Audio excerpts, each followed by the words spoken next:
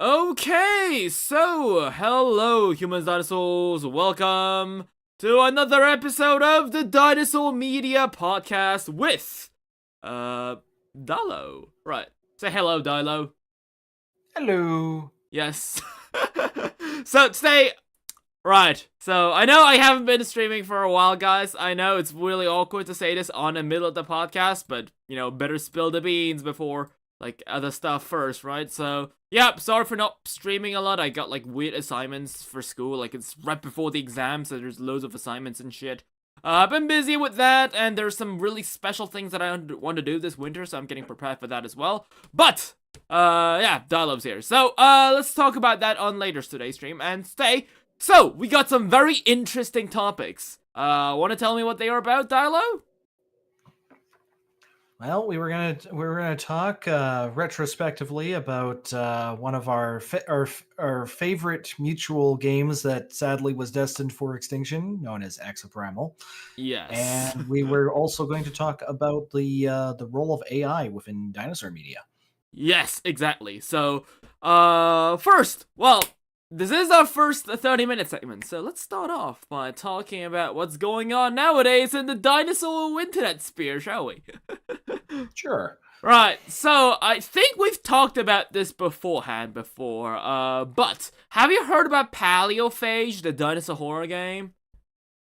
Yeah, I've got it on my. I actually have it wish Oh listed yeah. on Steam because I'd seen them on like these guys Logdev on Twitter a few times. I think about a month ago or so. They were showing some animations, and yeah, I've been trying to follow them, see what happens when they post, and it's looking promising so far. And I notice here we have some actual first look gameplay. Yeah, honestly, I'm gonna be honest, right? Like, it's kind of like a meme where whenever I talk about a dinosaur horror game based on Dino Crisis, it's literally like a meme for me because like I've seen so many games say, "Oh, it's based off Dino Crisis," like like that word literally means nothing at this point because like if you try to play at least like me where you mainly focus on like dinosaur games, you'll eventually have to play a lot of these dinosaur horror games, and like 90% of them are just like Unity asset flips. Like the gameplay is like sometimes it's okay, sometimes alright, sometimes it's mediocre, and sometimes very occasionally it's bad, but like they are all asset flips, regardless of like how good the game is, and that just takes me out.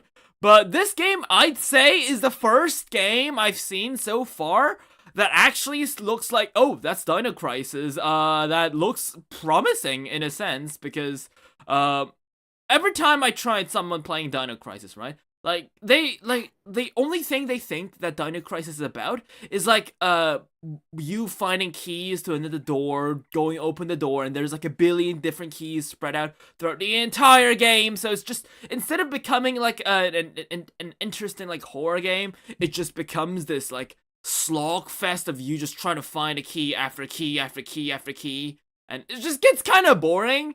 But in this game, it actually seems like the game looks promising. It seems like it's not just gonna be, oh, find key, do this, do that, find another key, open door, another key, open door, back, so on and so forth, over and over and over, and guess what? Eventually the game's over. What do we do? Right? It's always been kind of like that, so it's very interesting to see a game that actually has puzzle mechanics. Because if you saw like later on in the footage, there's like these really cool like shadow like some puzzles that the devs is like trying to like show off. Like it is very interesting. I can't wait to see what it's gonna become. So yeah, very interesting, very cool. So right, let's move on. So yes, I wanted to talk about this because Dinosaur Brain Rot. POV, your time machine malfunctions and you go back to the late Cretaceous period, and you encounter the deadliest animal you've ever seen, the Spinosaurus.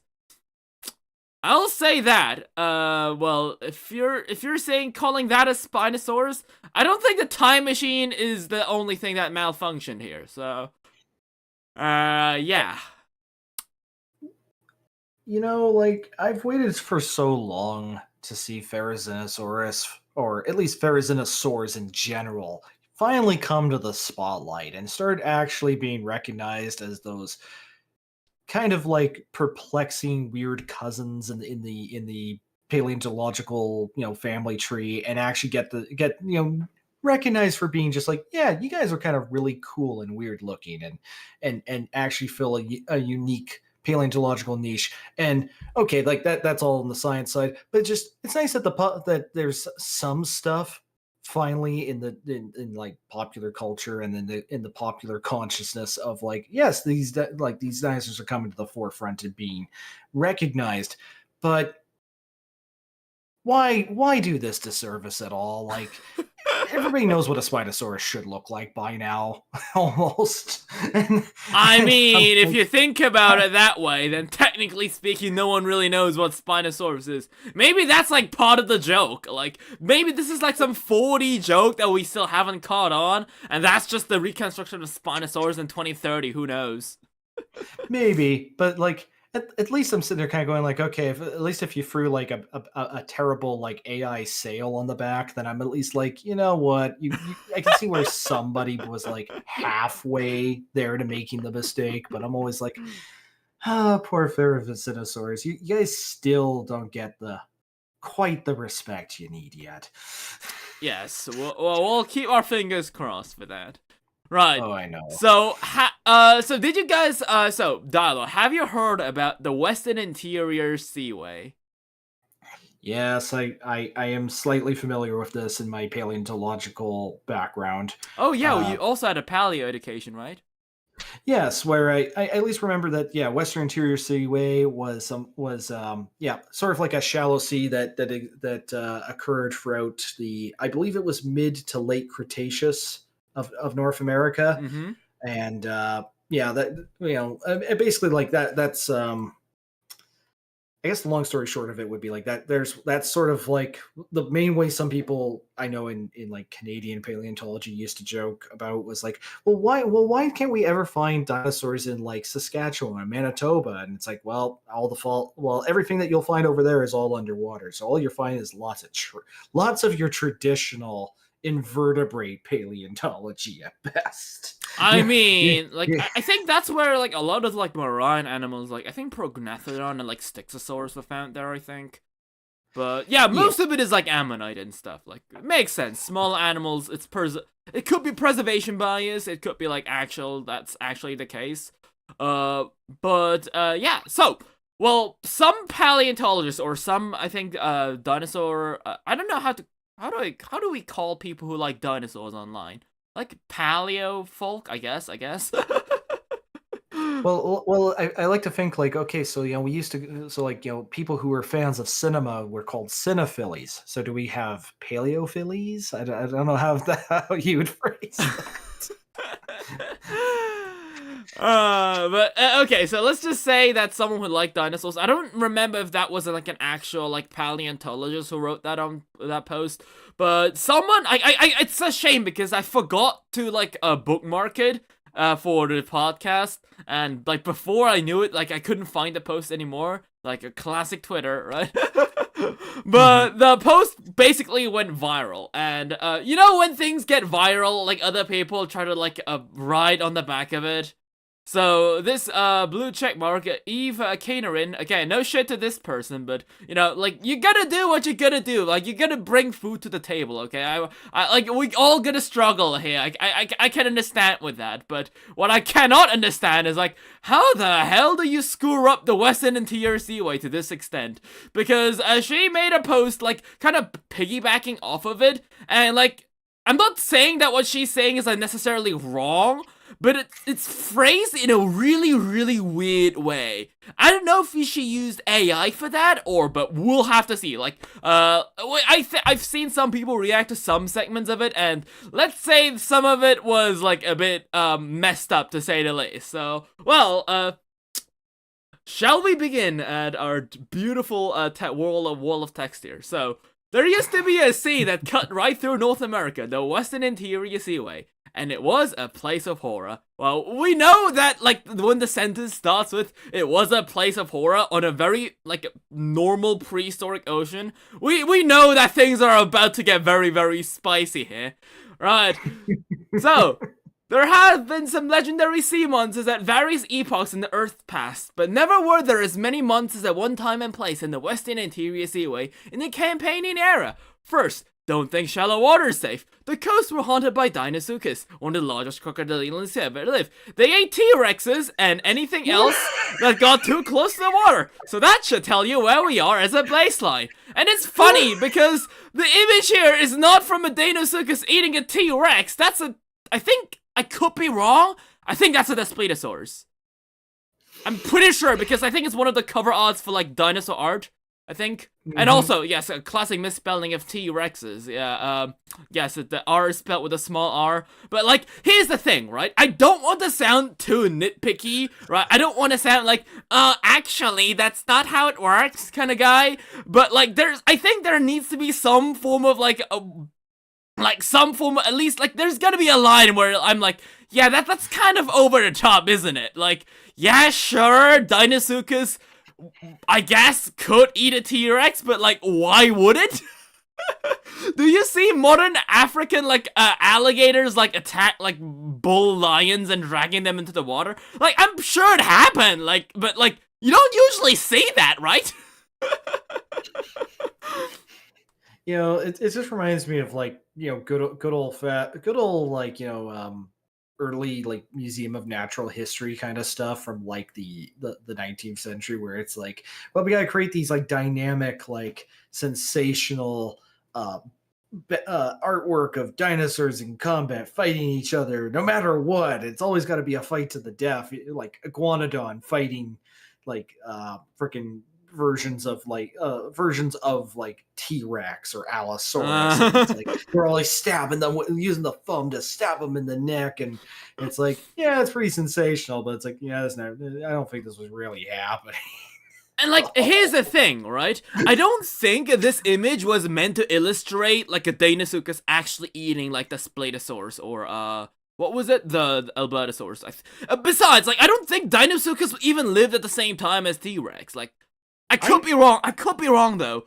Because, like, there was a different crocodilian that lived alongside T-Rex. And even if there was kind of an overlap, I don't think they even had the same geographical similarity. Yeah, that overlap too. of where they live. So it's like this would be like this. I feel like it's in a different part of even just a different part of like that North American area too. At times, like I think. And I'm going just off the top of my head. Like, if we want to sit here and try to do quick searches, we probably could. But I just feel like, yeah, it's just sort of it's the funny sensationalism of it, based around probably the intention being like, yes, okay, you know, the Western Interior Seaway might have been a scary place where all these things were happening, but couldn't we say the same about the Tethys Sea?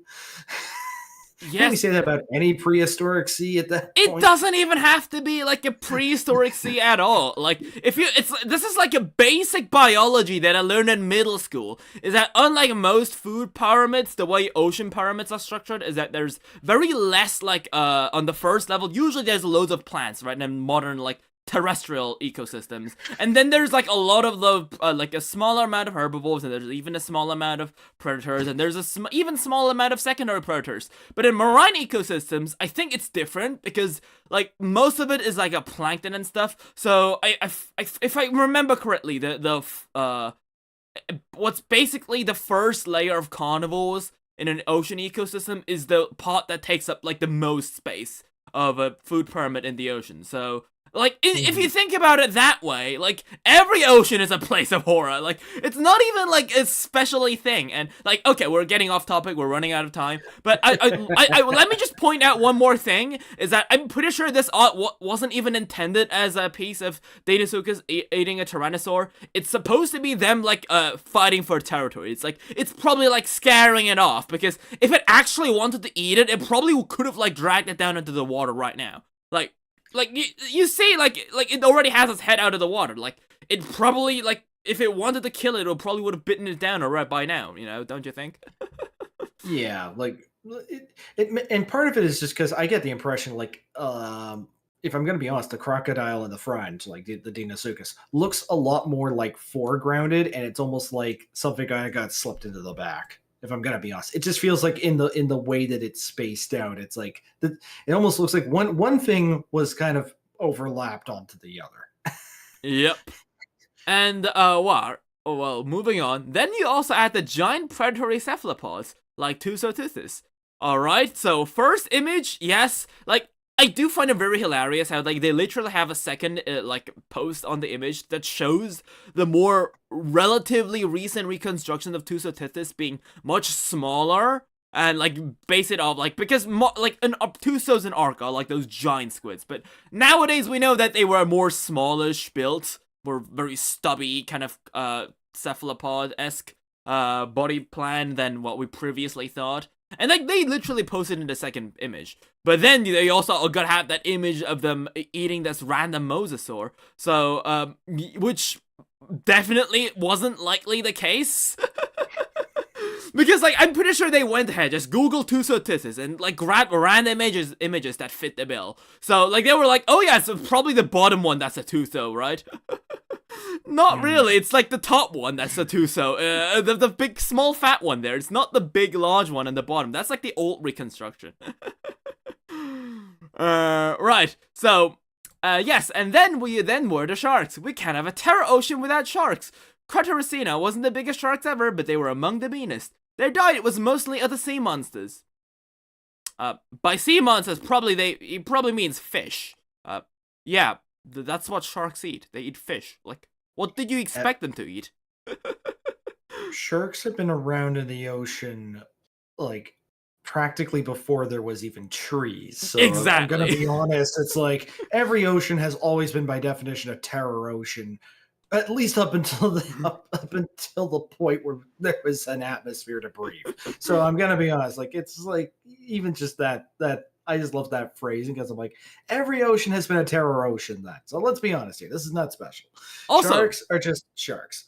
Yes. And also, yes, you gotta always, like, show them, like, eating a mosasaur, but, like, remember, Crotyracina was about, like, 8 meters long, so that mosasaur that they're eating, like, it makes it, like, it's put in this weird spotlight, which makes it seem like this is, like, a giant megalodon-esque thing, like, biting down a mosasaur, but, like, in real life, like, the actual image is probably it just, like, biting down on, like, a very, very young one that's, like, less than a meter long, so, yeah, like, I can't feel like, but notice that it feels kind of like really like weird, that's like I guess, but it's like in a weird like it's like I don't know what to say. It's like it's this weird perspective thing, you know, when you put something really close to your eye, it makes it seem like it's bigger. But then these people are using those kind of images as shock value. It's like putting an ant right above your eye, right in front of your eyes, and saying that, "Oh, look at that! This ant is as big as a house." But it really isn't. Optical illusion. It's like when you watch Lord of the Rings. Oh my god, how did we shrink the actors down? They're just further away. They're just further down the table. That's the trick. That's the difference here. It's a little closer. But honestly, up to this point, worst case scenario, that poor like mosasaur is probably just a baby. He's probably just like 2 feet long. Exactly. All right, so at this point, like it was like kind of meh, all right, but this is the post where it makes me go like, what the hell, right? No, we're non-sharkfish, your friends. The fact that this was as likely to eat a shark or a dinosaur as to be eaten by one. Okay, so first of all, okay, what kind of scenario would it make it likely for Zephactinus to eat a dinosaur? Like, what? Okay, what dinosaur would it eat? I mean, like, I guess, like, the seabirds. I guess those were dinosaurs in a sense, I guess. In a sense, I guess it would eat a dinosaur, but, like, it's like, I don't think, like, I think that's gonna give the wrong impression to people, right? Like, we say birds are dinosaurs, but, like, we don't usually just call, like, everything that eats a bird, oh, it's eating a dinosaur, because that would give the public the wrong perspective on things, right? And what do you mean it's gonna get it would be likely to eat it? Oh, you know what? Like, okay, reading, Lopho. Reading. Zephactinus was as likely to eat a shark or a dinosaur as to be eaten by one. Like, if you think about it from an English grammar perspective, that doesn't necessarily mean that it had a high chance. Like, if you think about it that way. Yeah, I mean, humans was likely to eat a penguin or a polar bear as to be eaten by one. I mean, technically speaking, I'm not wrong. We aren't eating polar bears or nor penguins, nor are they eating us. Doesn't make the sentence any, like, less correct, but, like, I argue with this statement if only because I'm sitting there going like, yeah, let's be honest here. Compared to in context, depending on the dinosaur, it's like, let's be honest here. Is this thing gonna like? Oh, it's gonna eat a dinosaur. Is it gonna really eat baryonyx? I doubt it. I think baryonyx eats it. End of story. Uh, specifically designed to hunt fish. I think that there's a slight advantage to the piscivores. Yeah, honestly, and there was like a lot of like much better ways to phrase this because like I'm not saying that the Zafactinus was not like a messed up prehistoric animal. Like you can clearly like say that the Zafactinus was like such a vicious carnivore. Like honestly, I would be fine if they phrase it as like that. Like the Zafactinus was such a vicious carnivore, it would literally swallow things whole to the point that it would actually like die of asphyxiation because the things it was eating was too big. Because we got actual fossils of that. It makes the animal seem like it's a dangerous animal to fight, like to face up against, and it's not wrong. So, like, why would you say you would eat a shark or a dinosaur? Like, why would it eat a dinosaur? Like, how would it eat a dinosaur? Like, it's like how many dinosaurs is this thing encountering? Not that many, I don't think. Yeah, it's like at that point, it's like it's gonna eat a dinosaur. It's like that's a delicacy. That's like a lucky break. That's like the odds of like saying like I'm gonna walk down the street at some point and be like, hey, there's a coconut that fell from the sky. Yeah, okay. Pretty much. So yes, right. So which brings us to the dinosaurs proper. There were plesiosaurs in those waters. Oh, where to begin? Who did it again? Like, couldn't they say like they were marine reptiles? Like, do you have to say dinosaurs? Like, it's like it's just like why?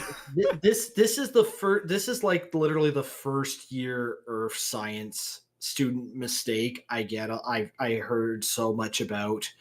Not so much about, just as much as experience was like, okay, like, for first year, there's all these people who are going to be like learning about new things. And it's like, okay, yes. Like you hear about like, if we're talking like entry level paleo stuff, it's like, okay, yeah, they're going to learn the proper difference between, flying reptiles, marine reptiles, and dinosaurs and stuff like that. But it's almost this classic case of being like, oh well, yeah, it's like, oh look, that's a flying dinosaur, and it's like if you're in a first year Earth science, it's like you get away with that once at the first day, maybe. I'll give you that. But if I hear people towards like exam time being, going like, hey, look, pterodon's a flying dinosaur, I'm at the point where it's like, you fail. You deserve to fail this exam now. You can't go too much further with this excuse anymore. That's the thing. All the people outside this building can get away with that mistake from just sheer overexposure of the social media and everything. Where forever people have been going like, oh, it's like a dinosaur. You know better at this point. Don't do this. Yeah, and but right here is kind of like the same thing. Like, stop. People's got to stop doing this. Even now in the digital age, it's like you guys could just do a Wikipedia search and just know it's not. Just stop. Like I think I'm gonna be honest, right? Like people calling like plesiosaurs and mosasaurs dinosaurs, right? Like it's wrong. It's as you said, like they can get away with it at once. But, like, I think the biggest problem with this wall of text is, I was about to say, like, this piece of shit. I wasn't even intending to say that, just, right, anyways, love of language, right, right, so, anyways, what this text was referring to, like, here's a sad thing about this. This text was trying to, like, educate someone. And whoever was behind this wall of text was likely at least doing a basic form of research. How did it, like, at least not cross their minds to at least say prehistoric reptiles? Like, you're trying to educate someone here. Like, I get it. It's not, like, it's a post on Twitter. Like, but at the same time, that doesn't, like, it's like saying, oh, this show's made for kids, so you can go shit on the dinosaur designs. Like, no, that doesn't necessarily like say it, like, doesn't make it right, does it? Especially if you're trying to educate people. Like, I don't mind if people just use it in a public context. I'm gonna be honest, because again, I hate to be the guy that goes, actually, they actually weren't dinosaurs. Like, I don't want to be that guy, because it just gives the people who like dinosaurs and have true passion for them in a very negative light. Like, because even in modern, like, Jurassic World movies, like, I feel like a lot of the people, like, designing dinosaurs have a very bad, like, feeling on people that like dinosaurs on the internet, as all of them just being the, ooh, actually kind of people. I think that's a really a big problem that we've got to really talk about more, because, like, yes, I get it, paleontology is a field that changes constantly, and I know you guys are excited to point that out, but, like, unless, like, it's something, like, that's really, really, like, up to the, like, really, really new and stuff like that, like, sometimes I can get some people, like, getting upset. For example, at the new, what was it? Like, Jurassic World Giganotosaurus looking really weird or something like that. I can kind of see them, like, understand why they're upset. But, like, there's some level to where we can kind of say, like, oh, yeah, that kind of sucks, but, like, I get it, let's move on, kind of thing. For example, like, Carnotaurus on Prehistoric Planet, that was a thing. Because, we had all the, like, nowadays we consider Carnotaurus to have, like, they didn't have osteoderms, because we found skin fossils. But there were people, like, saying that, oh yes, it didn't have osteoderms, so, like, go die in hell or something. Like, not to that extent, but, like, it gave off that feeling, and I'm like, yeah, guys, like, it's okay. I guess, like, pointing it out is alright, but, like, don't go to ham, because, like, I don't want, like, to people get the bad impression, because the last thing you want is a future dinosaur designer in a new, like, glup shitto Jurassic World movie, like, going all shit on the dinosaur designs, because they aren't even gonna bother doing basic research, only to put the excuse to us, like, people that, like, point out every single little bit of inaccuracy on the dinosaurs, and they're like, oh yeah, science changes all the time, so I'm just gonna use this 50-year-old restoration of the prehistoric creature. Like, we shouldn't allow them to get away with this. We shouldn't be an excuse for them. So, like, let's be better, like, right? Well, the thing is, like, I can understand being better about, like, getting like overly OCD about things. I can understand where it's like in this one, like, I have my reaction is just that it's like, oh my god, it's basic. This is entry level. This is the kind of thing I would have, as a kid, started to look into more, as being like, is like, okay, I could have maybe assumed it as a kid, but I would have tried to learn better. Oh yes, I understand. I understand that part, but, like, I think, I do think I do agree where it's like, there's a level of just there where people can depict something in paleontology and it's like, you don't have to be raking people over the coals entirely for misplacing small details, as long as I feel like you're doing this with a genuine intent of trying to do the best you could with this, or at least depicting something interesting with it too. Like, I guess what I would get is, like, what I think of, like, Magic the Gathering having dinosaur designs in all their, like, Ixalan sets and that. I'm not a stickler saying they have to be all 100% paleontologically accurate, but some of the ideas and designs that people put in, like, in depicting, like, certain dinosaurs, it's like, hey, that's kind of neat. A few, like, maybe some more, certain types of feather designs, or scale patterns, or the way, like, plates on like their version of stegosaurs could be arranged. So, like, this, like, if for something that's a little bit more fantastical, okay, give them a little leeway. Be nice about it. You don't have to be like that. Well, that is not a real Spinosaurus. Like, well, I don't think it's a real Spinosaurus either way. So yeah, that's true. Be nice a little bit. Exactly. Like, the last thing you want is a guy to get scared of those people and to just not do their research at all. Which, I kind of feel like it has happened before. Right. So, well, moving on. Right. Right. All due respect to Loch Ness, but in the Western Interior Seaway, even the plesiosaurs had to take a backseat to the first among equal. Is the Sea of Monsters, the Mosasaurus. Well. Also, let's talk about like how one of the depictions here is from Jurassic World, the other two is AI. Yeah, kind of dog shit here, but yeah, that's a thing. And besides, what do they mean by first among equals? Isn't like didn't mosasaurs evolve from plesiosaurs and not the other way around? I'm pretty sure that's the case, actually. That was actually my understanding. No. Actually, no. I was getting confused. No. I was confusing them with pliosaurs. Mosasaurs are a different thing. Yes. Yeah. Pliosaurs evolved from short-necked plesiosaurs. Mosasaurs were a completely different thing.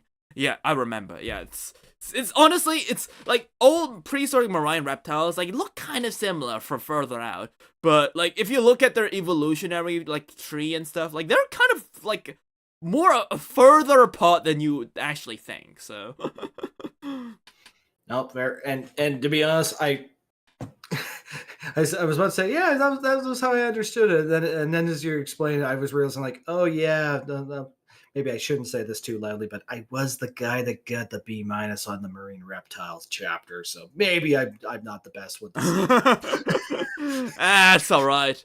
Besides, I'm really envious that you actually have like like marine biology like paleo class. The only thing we do here is like doing like gastropods and shit. Well, I also got the luck of having at least a few specimens to work with in there, where they were kind of like, yes, we have specimens. Oh, did we uncover them? No, we imported that. Be grateful. Every one of these things would eat the others, and everything else too. I mean, again, like from ecosystemical like standpoint, isn't that like always true? Like, yeah, fish eat fish. Isn't that the whole way the ocean works? Like, there's why always are you a bigger fish? Exactly. Like, why are you even like saying this? Like, it's something that's unique to this. I'm even reading ahead and going like, I don't even know what that sentence is like. Jesus, that was hurting my brain for a second. If I ever needed to strand one of my enemies in the prehistoric past, I'm dumping it right in the Western Interior Seaway. Okay, yeah, good for you. Okay, I would probably just send them right in front of the Big Bang and get them obliterated, but yeah, sure, that works. In some eras, there will be one gigantic apex predator that ruled uncontested. I am pretty sure the only era we've seen that is right now with human beings. I don't think has been the case for any other, like, place with one apex predator. I'm pretty sure that's not. Not this area, not this sea. For some reason, this one was full of a bunch of the biggest and meanings? Sea monsters all coexisting in peace. And by peace, I mean all trying to devour each other horribly. What do you mean? That's how Mother Nature works. And like, again, one of the paleo guys, Edge Central, okay, always coming to the rescue, narrating these animals as monsters. Clouds are true nature, just animals. Our oceans today are full of majority predators. It's how oceans work. The WIS is actually no different than any other sea ocean across time. Exactly. Like, I don't see why. Exactly, like, you took the words out of my mouth. Like, why would you say, like, it makes it really seem like prehistoric life is, like, much, like, weirder and, like, stranger it is. In a sense, it is, but not in this sense. It's almost sort of like, I think the best way I would describe it, maybe just because this is the other half of my arts degree talking, but it's like, it's always the same kind of stage. It's just the players are always different. Okay, so I wanted to show you this. Right, so in response, let's translate that exactly to the modern ecosystem, and you can easily see how ridiculous it starts to sound, right? So here we go. Right, there used to be a savanna that cut right through Africa, the Terre Noire savanna, and it was a place of horror. There has been some legendary monsters at various epochs of the Earth's past, but never were there as many monsters at one time and place than the savanna in the Cenozoic era! First, don't think shallow water is safe. The coasts were haunted by salties, one of the largest crocodilians to ever live. They eat elephants and anything else that got too close to the water, so that should tell you where we are as a baseline. Then you had the giant predatory dogs, like Serval. And then there were the lions. You can't have a savanna without lions. Africa wasn't the biggest sharks ever, but they were among the meanest. The diet was mostly other animals. Nor were non-lion cats your friends. Hyenas was as likely to eat a lion or an elephant as to be eaten as one. Which brings us to the dinosaurs proper. There were elephants in those grasses. All due respect to Jurassic Park, but in the savannah, even the elephants had to take a backseat to the first among equals. Is this land of horrors, the Jakakuri Irox? Every one of those things would eat the others and everything else too. If I ever needed to strand one of my enemies in the present, I'm dumping him right in the savannah. In some time, there would be one gigantic apex predator that ruled uncontested. Not in this area, not in this land. For some reason, this one was full of a bunch of the biggest and meanest sea monsters all coexisting in peace. And by peace, I mean all trying to devour each other horribly. You see how this sounds extremely wrong? Like, what do you mean? This is a regular savannah, man. So, for the record, the moment you have said you read this part about the elephant, this is the part where I'm grabbing my probably long since past due bag of ghost pepper chips and just going, you know what? This is less painful. This is literally less painful than reading that one freaking tweet. There were elephants in those grasses, peeps. Watch out. Alright, so, well, we're almost, like, done with the 30-minute mark, but there's, like, the reason we spent a long time on this, like, is mainly because, like, I wanted to have some fun, and besides, there isn't really a lot of, like, big news coming out right now. Like, we have, we have a new, like, Jurassic Park World preview. Did we show this on last stream? I don't think so, right? Dalo? No, we did not. Alright, so, yes. Honestly, as I think I've said this before, we aren't gonna go too deep into this, but at this point, it's just sad that the original Jurassic Park trilogy is, like, it turns into this checklist. Every new movie is like, what can we rip off from the previous movie? Like, honestly, right, as much as I hated the weird dogs in Camp Cretaceous, like robo-dogs and android dinosaurs in Camp Cretaceous, like, I hated it, but I somehow think this is worse, because, like, at least they were trying something new. Like, what is this shit? It's like, you just basically, like, throwing up the same shit over and over again. Like, what are you, a cow? Right, moving on. Yes, we have Godzilla in Fortnite now, so, yeah, here's Godzilla doing the Gangnam Style dance. Dilo, have you ever played Fortnite? Thankfully, no. Huh, okay. Like, I don't know. I'm just gonna say it now. Just looking at that right now, I have lived too long. I have lived too long to see this. Yes. And I say that only because, you know, I don't believe Godzilla is necessarily sacred, but there's just some things I just don't want to see Godzilla do. At least not without some comical levels of destruction at the same time.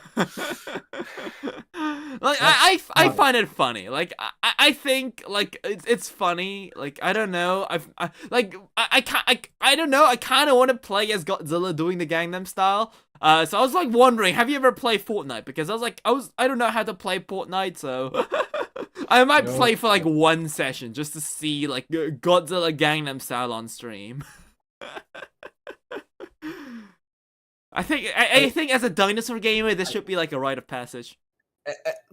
I was already punished enough for playing Fall Guys as Godzilla a long time ago, and all I'll say was, like, it was fun. It was at least a fun kind of punishment. I'm not sure how much fun I'd have in this level of punishment, but I definitely would be questioning how I got to this stage. Well, to be fair, don't we do this at every single point of our lives at this point? Yeah, it's well, then again, it's right up there with some of the emotes I've seen in Exoprimal, but we'll get to that in a minute. Yeah. Well, speak of that. Well, let's move on then. All right. So, moving on to Exoprimal. So, yep, let's talk about Exoprimal. So, yeah, we know that Exoprimal has now currently, I think they have stopped development. They're basically essentially just keeping it on the lifeline. They're keeping the they're keeping the monitor on to track its heart rate, but I don't know. With its classic case of double-digit player counts on Steam, its persistent existence on the Xbox Game Pass, and the general likelihood that I think it's just going to be going through various levels of maintenance to keep it going for another year. I don't know. We know, like, I know when we've talked about in the past, like, the writing was on the wall way in the past, like even like a month or two after the game kind of came out. But Yeah, I to be fair, I yeah. I do have this just I don't know what I'd call it, unapologetic soft spot for just this game, going like, I know it had the roughest launch. I know it's competing in a very saturated market amongst live service games, but I always was hoping that it was going to at least have a chance. A chance that somebody would love it, this poor misshapen Frankenstein monster of a game.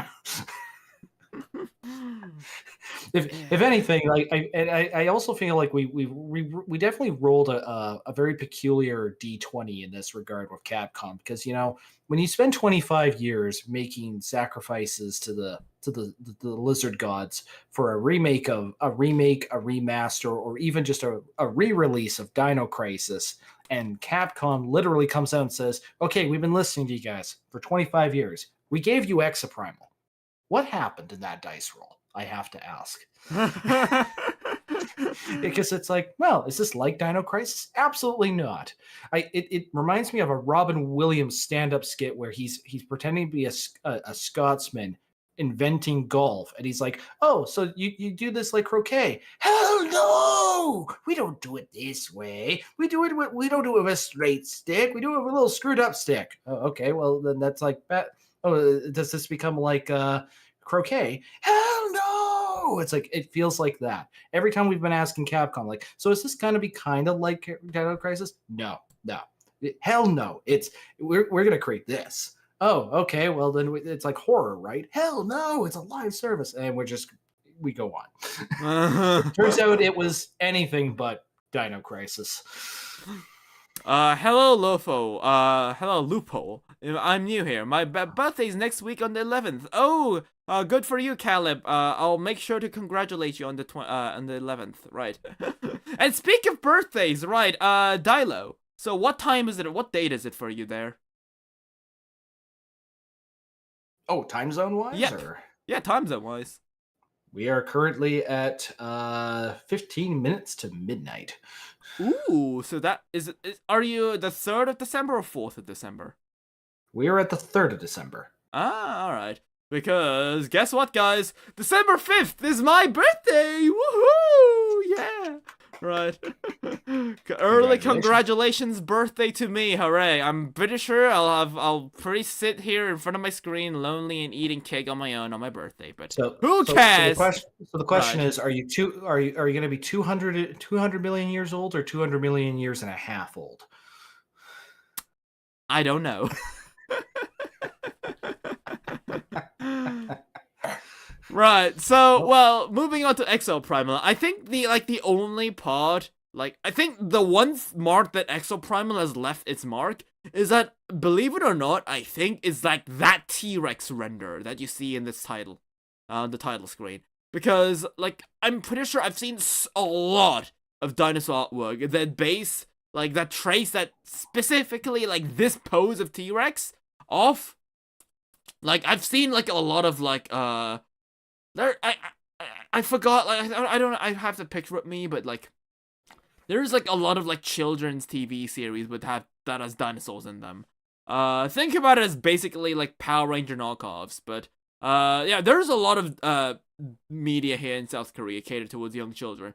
And I'm pretty sure there's, a T-Rex render there that looks, 96% identical to the Exoprimal Rex. And I was like, shit, that's the Exoprimal Rex, right? Actually, when you mentioned that too, I could swear I feel like I've seen an image or two on Twitter where it was taking the Stegosaurus model from Exoprimal into other Stegosaurus? contexts, but yeah, the Stegosaur. But I can't remember where I saw it. So to be honest, maybe I'm just having a hallucination. But it wouldn't shock me if a couple of models get swapped around in different places. And like obviously with like eh, you know visual editing and whatnot.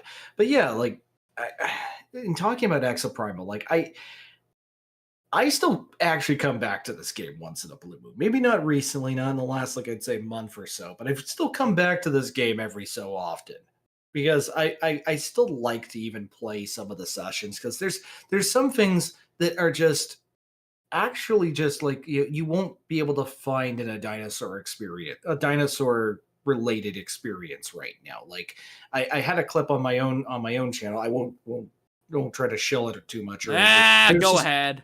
but it was a nice 90-second session of like, yeah, here's me fighting 1,000 raptors coming from a portal in the sky. And it was just I just loved that. That was just like to me, it's like these are the moments you want to play the game for. Because it's just like the chaos, the teamwork you gotta work with other players. And it just that is one thing I'll say for Exoprimal. It's like it did truly feel like when it went like actually like balls to the wall crazy with its concept and its mechanics with certain missions. That was when it was at its best. Boss fights were amazing in this game. They were amazing fun. And it's just but like the only issue now is like sometimes yeah it's like trying to find all the players who will actually play the game with you, but it's still just like it had a lot of cool things going for it in a gameplay light.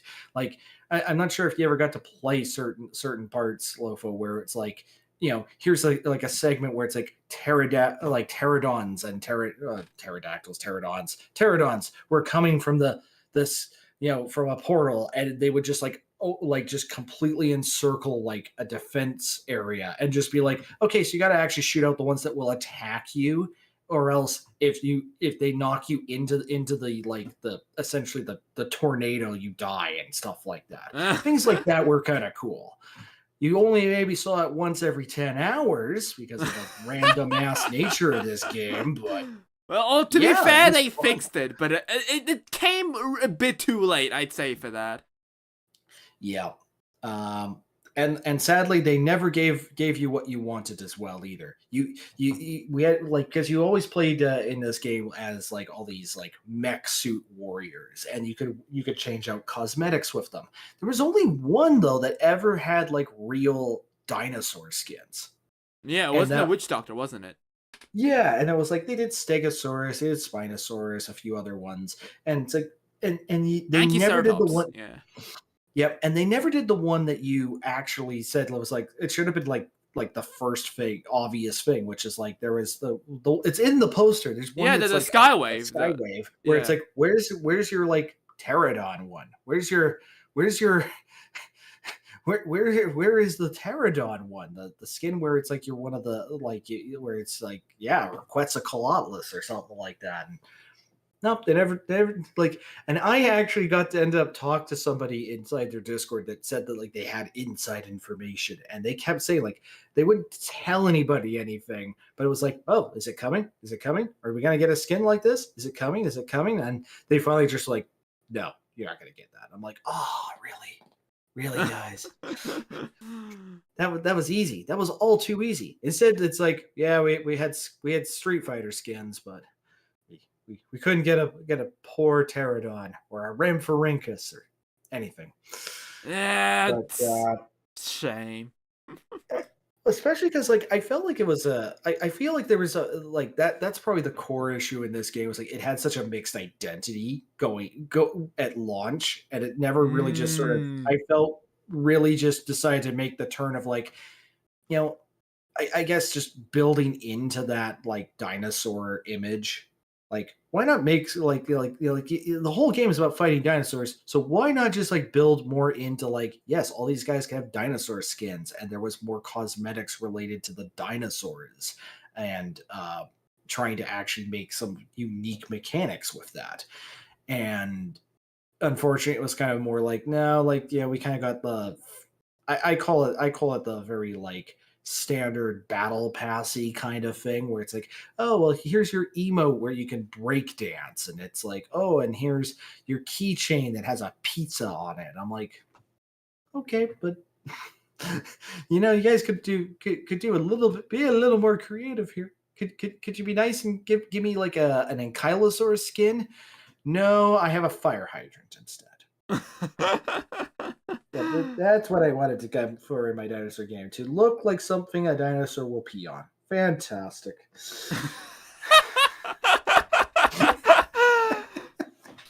But but I remember you had played with me quite a few times. So like, Yeah. like did you feel like you had these like really good experiences with it? Like like when it started to like real like I guess what I'd ask, like, what was your experience with it? Did you feel like it was like actually like something really good to enjoy, or was it more so just like it was always a slog to get to the good parts? Well, we all know there's that infamous game called The Isle, which is an extreme slog to get through that has its moments. And, I mean, to be fair, so is Exoprimal. But unlike that piece of shit, in this game, at least where you at least do something while you wait for the interesting missions to show up, instead of sitting in a bush and waiting 10 hours. Instead, you get to kill raptors, thousands of raptors until you get that cool pterosaur mission. So, but here's the thing, right? As forgotten and this game will be, it will always be remembered in our hearts as a game that we would be like, oh yeah, that's the one game that had like a thousand of raptors raining from the skies, right? Like, that's gonna be what the game is gonna be known for. Like, it's always gonna be the game that rains dinosaurs. That's something that you really can't really replicate in any other game. I'd say that's a much better fate than that game that had to be rewritten over from scratch again, and you basically do nothing but sit in a bush for 10 hours. I think that's a much more like merciful ending in a sense. Yeah, like yeah, and well, I was going to also say another thing that I find funny that happened with this game was Capcom themselves, the company behind this game. Like they had such a Yeah, it is weird how Capcom like dropped the ball. Like for what I yeah. know, Capcom was always the game company that like made like good games. Like, I don't know about any other games, but I've played like some most of the recent like Monster games, and like I enjoyed playing those dinosaur games. Like, they were fun. Like, I never think they were even average or even below average. They were like always like high quality, above average games. Even in those like silly games like Monster Hunter Stories, even that game like I feel like was like even pretty entertaining. Mhm. And yet like here it was sort of like they like on like one level is like they didn't really promote this game. They did a couple of trailers. They sort of did a little bit to drum it up. They gave us beta tests and stuff, but it was like they didn't really seem to really like. It was sort of almost like this stealth thing where it was like, yeah, well, like we got all this other stuff going on. We had a really great year with all of our other stuff, and we're gonna slide this little exoprimal thing around the corner here. Yeah, it's nothing. It's just dinosaurs coming out of a vortex, and I'm sitting there going like, why are you underplaying dinosaurs falling from the sky? That is not the kind of thing you underplay. Like, and it was like, okay, they didn't do that, and then, and then it released, and I think this to me was the kiss of death. But it was like you released this game where you find out it's like one of these like uh hero shooter live servicey formatted games, Yeah. and then you're like, oh, and it's an $80 Canadian Yeah. game. I'm like, guys, like, and and then you don't tell anybody about your special game. You go like, now I demand full price for this. Okay, well, am I gonna like this? Well, maybe we'll see. And then you kind of found out like throughout the game, a lot of people didn't like the method of how it's like narrative unfolded, and Yeah. how the matchmaking worked in all those initial elements, because how it really kind of boiled down to was everybody's matchmaking was tied to story progression. So if you are playing, so if you're playing a game where you're competing in a match with two sets of 5 players, it doesn't matter what side of the team it's on.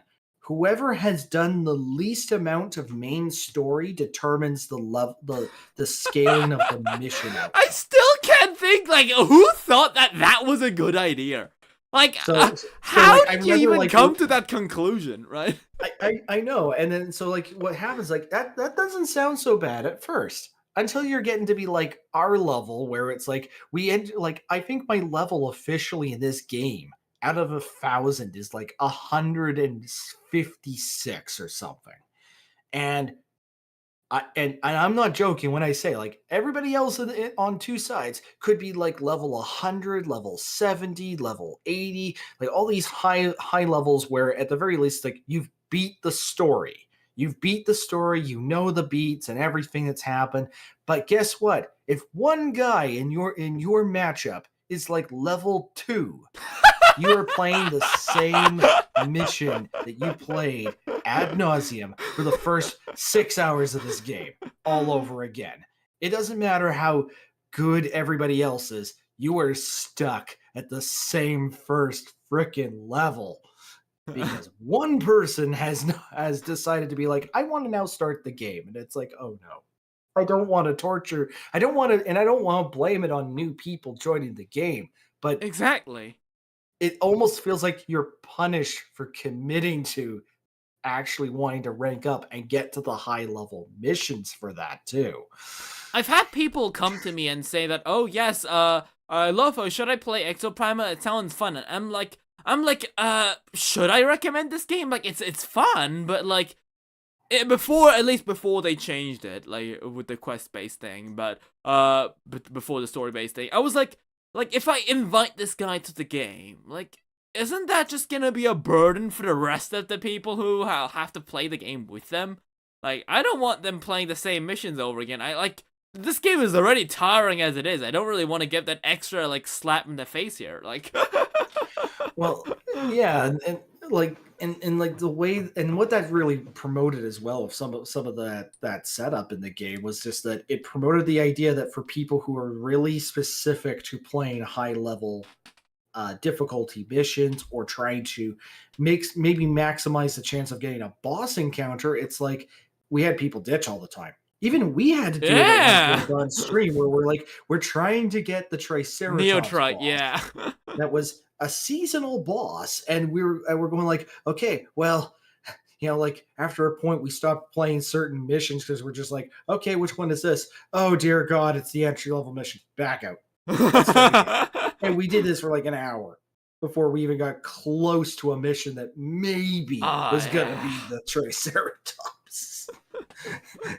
And that Triceratops was awesome. Like it's a sweet boss fight. I don't think we've ever beaten it. Honestly, No, I do want to do we that. never Before did. the game shuts down, I want to gather some decent players who actually play the game a lot, and I just want to gather all of them and just play the story from beginning to end. Just like a 10-party guy from like a 10-party like me and some other guys, like all being their own exosuits, just doing the story from start to finish. Just like one marathon, a full movie, the complete guide, and that's it. My one dream I really want to have finished before this game ever disappears, because I have every achievement but one. Oh, really? The only achievement I don't have is technically it's two, because I think once I get one I'll unlock the other, but it's essentially slaying 100,000 dinosaurs. There's 100,000 dinosaurs. Really?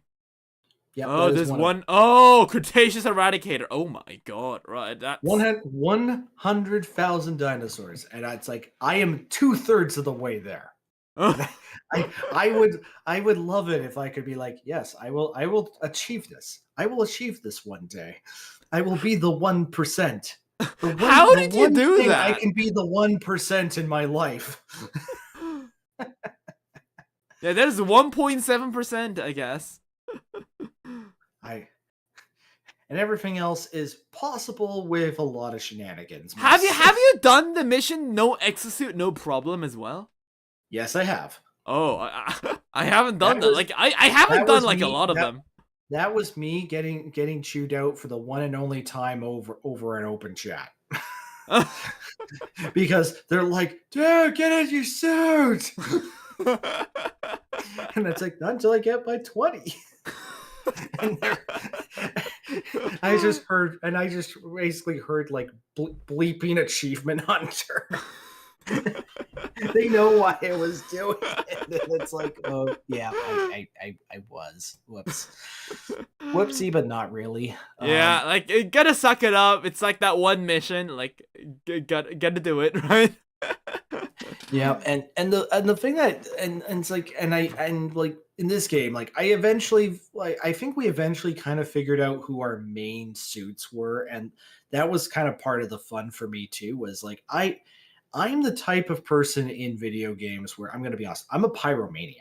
So Uh, give me something where I have fire to play with, and I'm like, it's like, oh my god, it's like Christmas. So so like as the game progressed throughout seasons, they unlocked variations of the suits and everything. And the one I started to default to, and have almost gotten to be the highest level suit I've got, is one called Barrage, oh where yeah, it's that all packy about based like one with fire, right? yeah, and so the thing was like with them, the first version that I started to play with was grenades. The second version was a rocket launcher. And then finally, they gave me one where it's a flamethrower. And I have loved playing it where it's like, I know it's only for horde mode, but it's like, yep, whip out the flamethrower. And it's like that was kind of my main thing. That was my personal love of just being that guy in the front line in a lot of cases, being like, yep, okay, I'm ready. I'm just gonna create my wall of fire for everybody. I don't Uh, know. Like I never really figured out like what my main suit was. I was getting confused between Skywave because yeah, flying plus healing. Healing is always cool. There's that. The guy that switches healings and damage, like the zoomer, the one on the inline skates. I guess that was pretty cool because you could do a lot of different things with it. But I think like I was like naturally inclined to play the Witch Doctor just because of the skin. Right? I was like I mean like I gotta play as a Spinosaurus, right? It's not like I really have a choice if I want to like do something with dinosaurs here, right?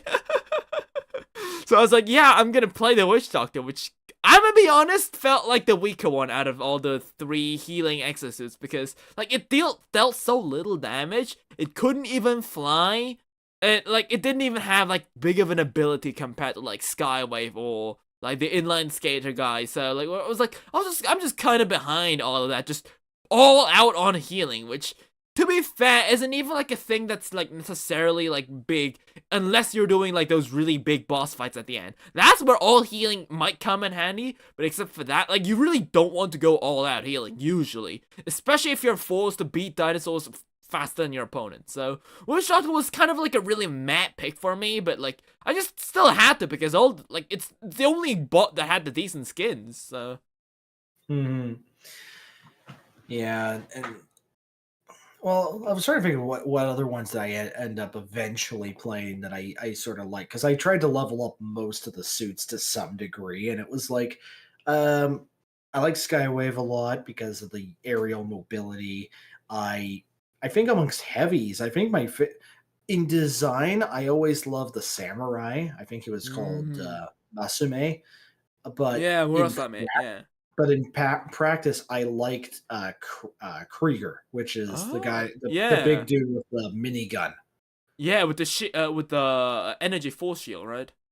Yeah, and because that actually became quite useful in a couple of sessions where it's just like, yep, you're just like taking the Yeah, full that's stance of like unloading on on that everybody. one moment it mattered. It absolutely mattered. Like the shield ability, like you don't really like feel like it's that necessary. It's kind of like the Witch Doctor, but like slightly more useful. Where like it doesn't really come in handy, but in moments where it does, it's absolutely and that lifesaver.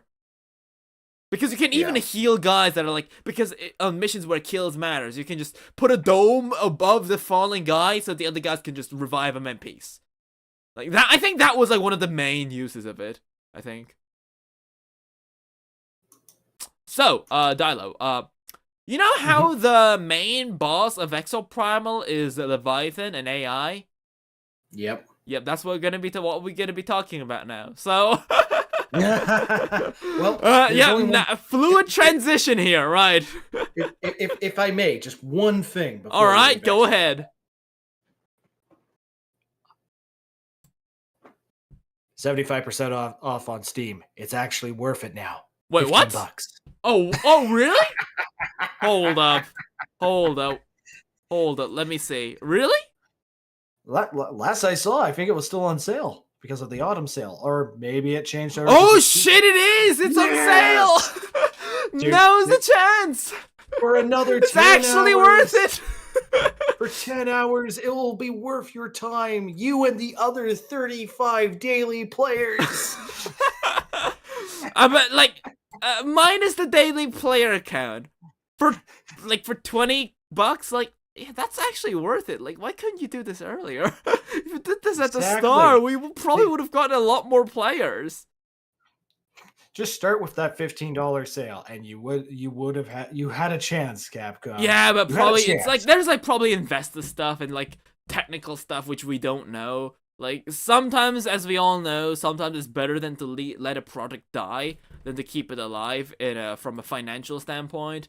And well, like here's the thing, right? My last take on the Exoprimal stuff is that even if it's not necessarily a successful game, the technology Capcom got while developing the game, especially in terms of like getting a lot of like small dinosaurs in a map, I think that those kind of technology was probably used in the development of Monster Hunter Wilds too, with all the pack hunting dinosaurs too, right? I mean, they got like some technology off of that, right? Like some experience that could have been put into that. So, in a sense speaking, let's just consider Exoprimal like a stepping stone for something greater that hopefully has dinosaurs in it. Please come back to literal like dinosaur vortex weather events. Please come back to that one day. So yes, Leviathan is an AI. So yeah, here we are with a dinosaur AI. It's not just AI in general, but AI in paleo media. To what extent should we like allow it? Because like we all know, like there's gonna be like, oh, like AI art is bad. I get it, right? I get it's like not ethical, but like we gotta say that in this world of capitalism, like everything is like a business, and people will take the short way of the stick if they can get away with it. So like, I'm gonna be honest, just saying that it's unethical is just not exactly a good like. I don't think it's a good counterpoint. Like it's really the least of the worries. For most companies, if they can't get away with it, they will. Especially if AI, like it's like AI isn't even like a lot of things. A lot of companies are on the fence about. Like as you can see, modern days, even like Coca-Cola, Pepsi does it. Like every other company, like every like second other company does it, right? Probably more than half right now.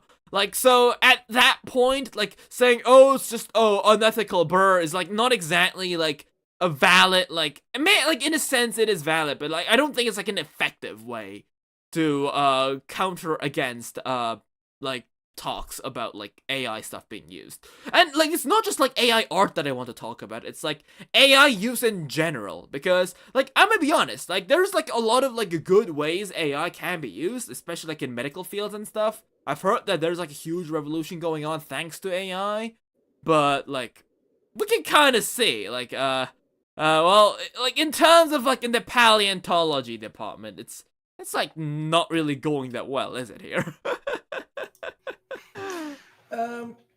Yeah, well, it's like, I I guess the way I've thought of AI sometimes when like like in general was like, as a kid, we were always kind of told like, okay, well, what's the worst that's going to happen with AI? And we're kind of talking like, oh yeah, it's like Terminator, where it's like the AIs are going to take over the world and eradicate the people and all that. But Or summon a you know, giant vortex with dinosaurs in it. That also works. pretty much like that. Well, that to me that'd be secretly be like, Okay, fine. I am your sacrifice. But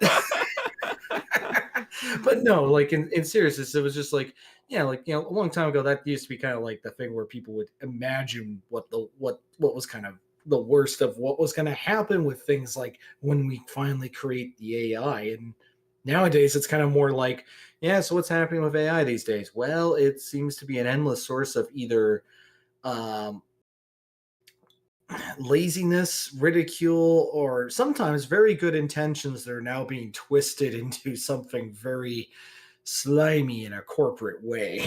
But it's like it's just, I just find it's become very unfortunate that at least when it comes to how it's gotten into paleo media, it's been almost used a little bit like a bad joke on things like, yeah, we talk about art, but even like I remember with one of your videos you had a few months ago about like here's like a blog site essentially trying to give you information, trying to be like an educational platform, but when written by the AI and no one's proofreading it, it's like, yeah, this is not even close.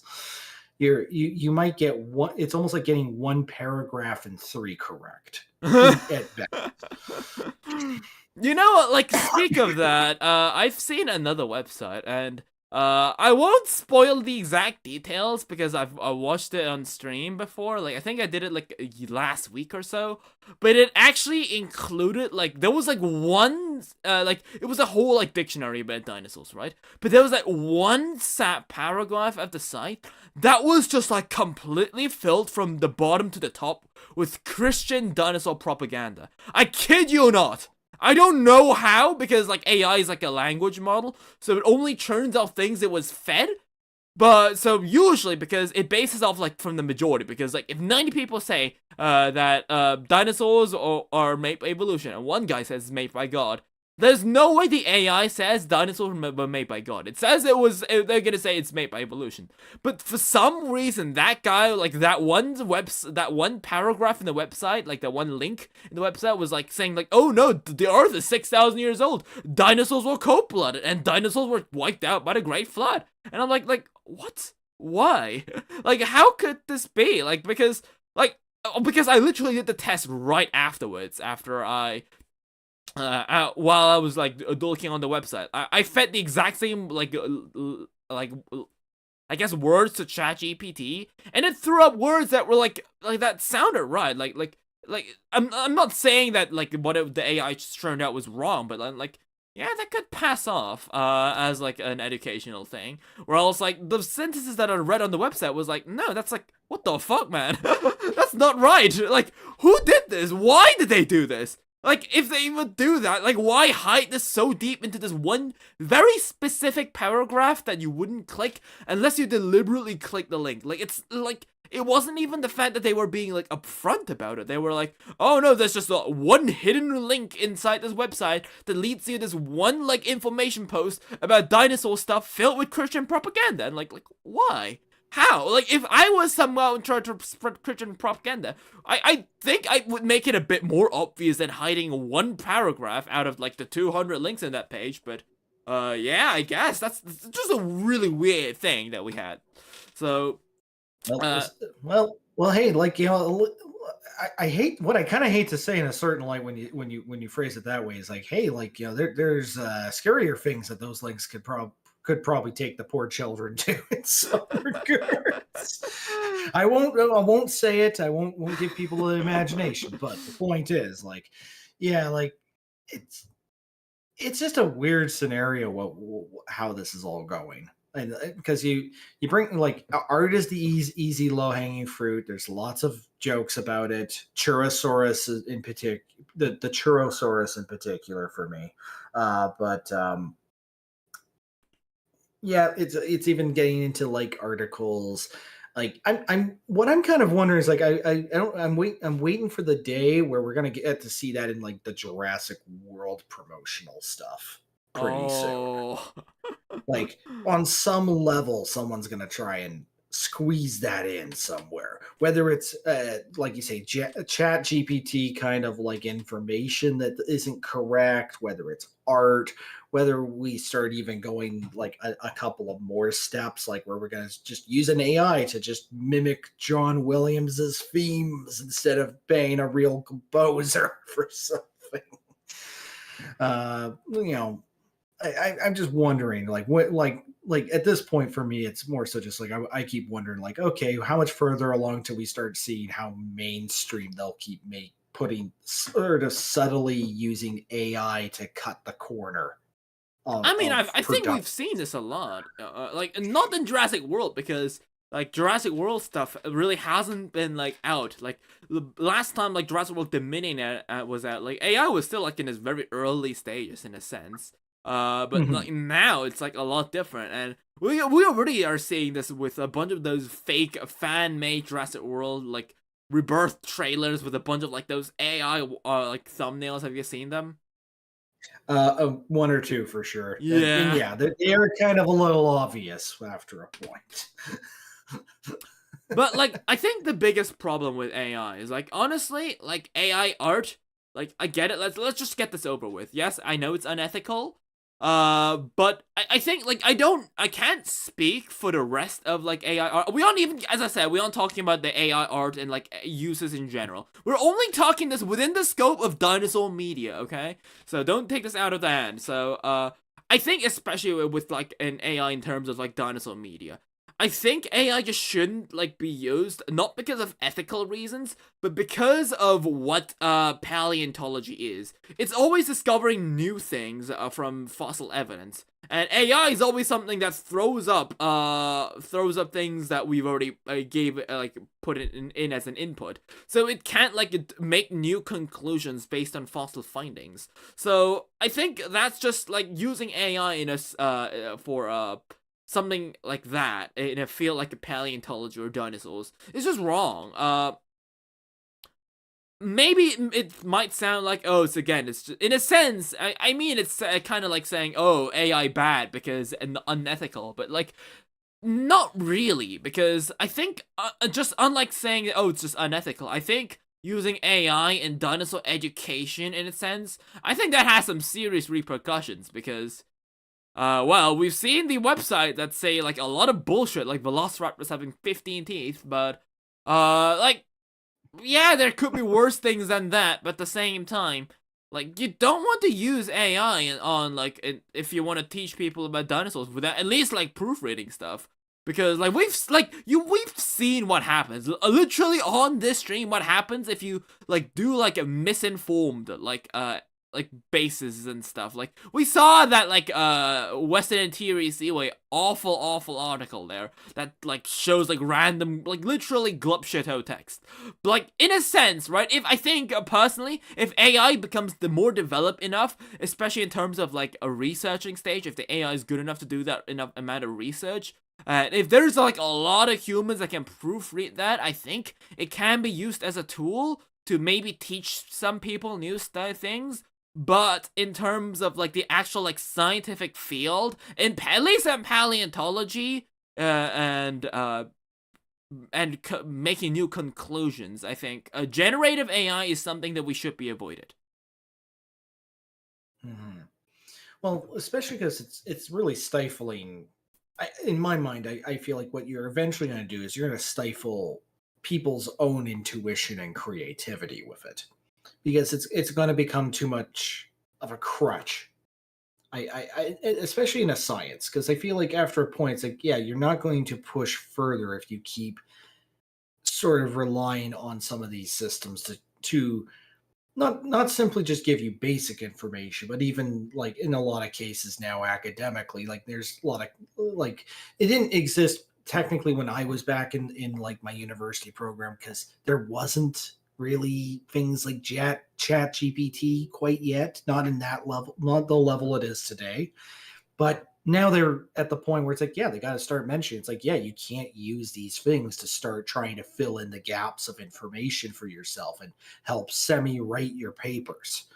Like they actually have to monitor this stuff and track this, because people are kind of sometimes like I hate to say it, using it as the shortcut to saying, okay, well, I kind of learned the knowledge, but it's not really a sense of discovery. It's just I kind of typed the right set of questions into a program that fed me answers, but I didn't have to really go and search for that information the way we've had to at times in the past. Like I remember like being as a kid, like, if I actually wanted to read some proper paleontological books, like I had to go dig for that frickin' book. I had to go hunting in bookstores to find information and learn to actually differentiate to what degree I was trying to look for like paleontologically relevant information. Now it's kind of more like people like it's kind of a case of like, well, the AI can almost be used as a crutch to be like, oh, well, I'll type in the questions I want to ask, and they'll sort of feed me back things that I think are going to be answers when they should be sort of seen as a loose guideline at best. I think you're right on a sense. Like, I don't like. I forgot what I was gonna say, but like, I think especially like taking some shortcuts. I like especially in the field of science, in a sense, right? Like if you use AI, for example, to like conclude like family trees. I mean, technically speaking, even like AI is used in a way to like scan fossils. I think they use like a way of AI from what I've heard. Like I might be wrong.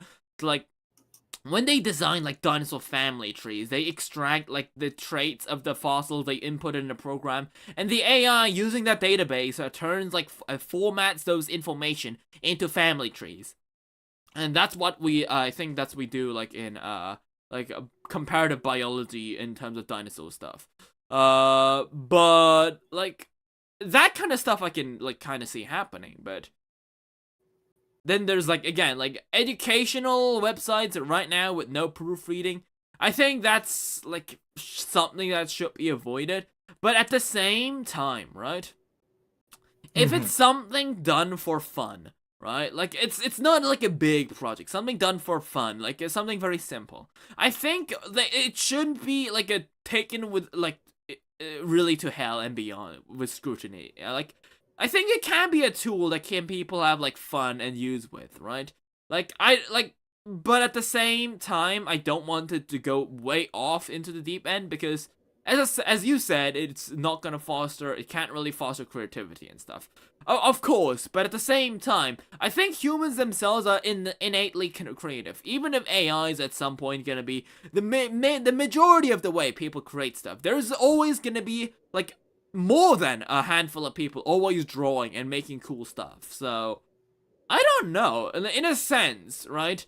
Like it's just it's AI in like generative AI in general. It's just gonna be a slop that people use to either just have some funny like laughs on the internet, or by lazy companies that don't want to like spend money. And in vice versa, it will slowly evolve to a point where people think, oh, people that like put dinosaur AI stuff in their thumbnails. We've already seen that happen with where people just don't want to click on videos that have dinosaur AI images on them, unless it's like making fun of them, because like I don't want to watch a educational video about like Deinonychus where the Deinonychus looks like a malformed like radioactive crocodile instead of an actual dinosaur, you know? So like stuff like that is like it's already being thrown to in the rules of survival of the fittest in like I guess natural selection in a sense. So like I think like like at the same like I feel like it shouldn't be like the moment you post like an fun AI project, like maybe like an AI game that you created using AI, like something like you can like have fun and make poke laughs and like for about an hour, but like and then like move on, like for like it's kind of like fast food entertainment. I can see it being used, but it can't be really used in this state at least right now as a way of education, because I've seen it and it's not pretty, I'll say you that. So Yeah, that I think that is my take on AI. I'm like, unlike most people, I'm not like that against it. I think it can be used as a great tool.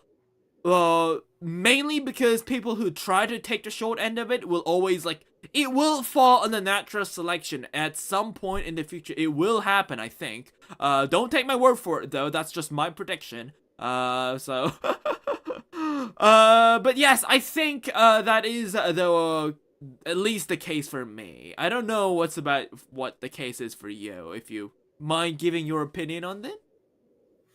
Frankly, for me with AI, I like. I feel like it needs to, like I know I'm it's late for stuttering. you. But I'm stuttering. I'm sad. I'm, I'm, Oh, I'm don't hurting. worry. Only But like it's five more okay. minutes. 5 more minutes, and we can I end this know. I suffering. know. I know. And then I can sleep again. But really, for me, I find with AI, it's like its role needs to be a support role at best. I think what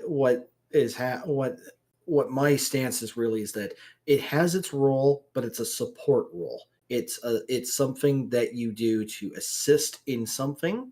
It's something that you can use to slightly help with training, with questions, with help like make in improving certain levels of efficiency. I've noticed in like video software, there's a little AI tinkering and assistance that can help you sometimes with with potentially streamlining certain processes or templating your video editing style. Things like that I can say are it's intended in a good way because it's helping you along to do something better, more efficiently, without the tedium of things that we had to do in the past. That like were more so like you had to do this like the harder way, micromanagement wise. It's just that I believe that that's where the role of AI in programs and technology in any of that should really be. It's when like where I've always felt like the line gets crossed is when I start seeing or hearing or even having the subtle implication to me where it's like, well, now we want now you should use it in ways where it's going to start removing some parts of like the essential creative or thinking part of what you should be doing. So like I talk about like video editing as an example where it's like there's some things that could help you, but then there's other things where I'm like that's just and that's just my personal take on that where it's like I feel like no, you should have to go to that point because you're always going to because AI also is only going to do whatever it's programmed to do. It's not truly inspirational. There's I only so think much so. you can there's only so much it will be able to do because somebody or something else had to input this information first. It's not a true creator. So if you try to utilize it in a true creational sense, that's where we get our silly AI dinosaur photos, right? Like it can only work with what it's been inputted with. It can't really start just going, oh yeah, well I actually conjured this out of out of an actual inspiration. It's more like, well no, you got to call together three other people's things to make that. Um, and so really I just boil it down to it's like that's my overall take of the AI. And then just in dinosaur media, I just feel like again, I want to see people use it in a way where it's to assist in the process of helping people be either more creative or be more astute in their analysis of paleontological information, but to just replace the overall thinking and creativity with the AI to sort of shortcut things is where I start having more problems because it's taking away the agency from the people involved. Like I would hate to see a generation of people come up in paleontology where it's like half of the papers are written by the JP or by like GPT or something like that because it's gonna be like, oh god, this could potentially become quite nightmarish. And not even because I think there's gonna be a future version where there's a ton of grammatical errors and mistakes, but it's all going to sound the same. It's all going to sound like one program wrote everything, just in 15 slightly variational ways, instead of it feeling like a true individual process may brought people to their conclusions. I see. Thank you. So, yeah, that was about our talk about generative AI in terms of like prehistoric media. Of course, there's gonna be a lot of people that might have some opinions on that, and I want to hear it. So, guys, make sure to put it in the description. I mean, put it in the comments. Yeah, well, I can only edit the description. Who am I kidding, right? But yes, that is gonna be it for today. So. Yep, if you enjoyed this video, leave a like, don't forget to subscribe, and yes, me and Dilo, I will now go do some homework, and Dilo will probably now go to bed. So, yep, until next time, may the Jurassic Sprint with you. Bye-bye! Bye bye.